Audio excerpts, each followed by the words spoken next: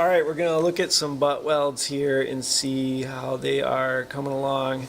We're at about week 6.5-ish on first year welding class, and I told them that they needed to start their butt weld with a gap between the two pieces of metal and fill that gap in. So if you were to grind it, you would have you still have your strength and integrity of the weld. So this is probably one of the top ones of the day here. They've got the gap, you can see it coming through. It's pretty consistent. There's a lot of that are pretty decent. This one you can see where they use their tack welds. I told them they need to do that. They have a nice weld across here. A little bit steep on the angles. They're probably angle a little bit. Maybe just a little bit more heat on that one, I think. Here's another one. This one's sticking on top of the weld a little bit. Probably just need a little more heat. I do see a tack weld there. I can't really tell if there's a gap in the metal or not on this one. We have another one. I think they forgot to put the gap in. Pretty good looking overall though. Here's another one here. You can see the two tack welds. Pretty flat on there. This one is, pretty built up, but it's pretty consistent.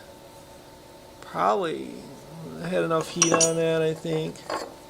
And then we start to kind of, move down a little bit. A couple of these. So that one's real consistent in the middle. We're just kind of looking at these. I'm just going down the line of where I kind of put them in order with the different ones. So I've seen a lot of improvement on a couple of them, so that's really cool. Over the last 2 or 3 weeks I've just seen a lot of growth on quite a few of them, so that's good there. I might be able to move them around. I like to line up the welds and then kind of go from there and see which ones see how they're doing. So a couple of them are getting a little frustrated. They want to come in and redo them, so I let them redo them during advisory class here.